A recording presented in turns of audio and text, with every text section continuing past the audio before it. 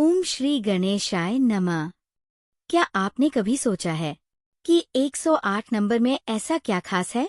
क्यों हर माला में 108 मन के होते हैं? क्यों योग और ध्यान में 108 बार अभ्यास करने की परंपरा है? और सबसे अजीब बात, क्यों सूर्य, चंद्रमा और पृथ्वी की दूरी में भी बार बार यही नंबर दिखाई देता है? क्या ये एक संयोग है कि ब्रह्मांड का कोई गहरा रहस्य? आज सनातन सफर में हम इसी दिव्य रहस्य की परतें खोलने वाले हैं, तो वीडियो को अंत तक जरूर देखें, क्योंकि ये सिर्फ एक संख्या नहीं, बल्कि पूरे ब्रह्मांड का रहस्यमयी कोड है। पहला रहस्य, शिव तांडव और 108। क्या आप जानते हैं कि शिव के तांडव नृत्य में 108 मुद्राएं होती हैं? ये पूरे ब्रह्मांड की गति और लय का प्रतिनिधित्व करती है।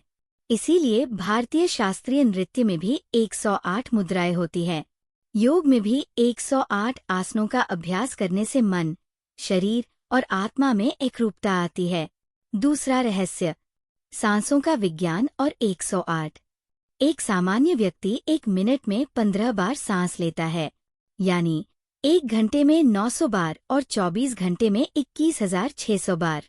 अब यहाँ एक दिलचस्प बात आती है। सनातन धर्म के अनुसार ये 21,600 सांसें 2 प्रवाहों में विभाजित होती है, 10,800 सूर्य नाड़ी में और 10,800 चंद्र नाड़ी में। और जब इस गणना को संक्षेप में लिया जाता है तो ये बनती है 108, जो जीवन के संतुलन का प्रतीक है। हमारे शरीर में 72,000 नाड़ियां हैं, लेकिन इनमें से 108 सबसे महत्वपूर्ण मानी जाती है।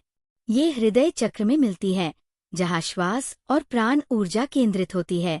इसीलिए जप माला में 108 मन के होते हैं, ताकि हमारा मन, प्राण और चेतना एक लय में आ सकें।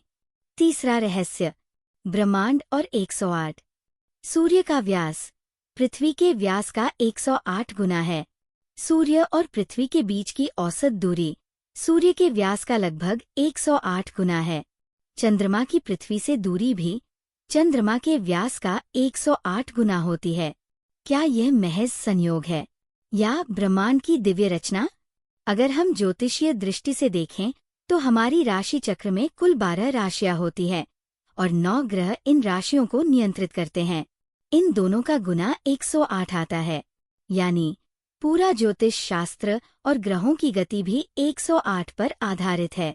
इसीलिए जब हम 108 बार मंत्र जाप करते हैं तो हमारी चेतना ब्रह्मांड की लय से जुड़ जाती है। चौथा रहस्य, समुद्र मंथन और 108। जब समुद्र मंथन हुआ तो उसमें चिवन देवता और चिवन दानव शामिल थे, यानी कुल 108 शक्तियों ने मिलकर अमृत और विष दोनों को प्रकट किया था। इसका अर्थ ये है कि 108 समरसता का प्रतीक है, सकारात्मक और नकारात्मक प्रवृत्तियों के बीच संतुलन। इसीलिए साधना में 108 बार जाप करने की परंपरा है, ताकि हम भी अपने विचारों और भावनाओं में ये संतुलन प्राप्त कर सकें।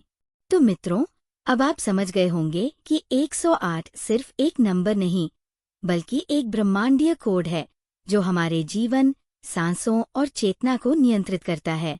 अगर आपको इस वीडियो से कुछ नया सीखने को मिला तो इसे लाइक और शेयर करें, और सनातन सफर चैनल को सब्सक्राइब करना ना भूलें, क्योंकि हम आपके लिए ऐसे ही रहस्यमयी और रोचक विषय लाते रहेंगे।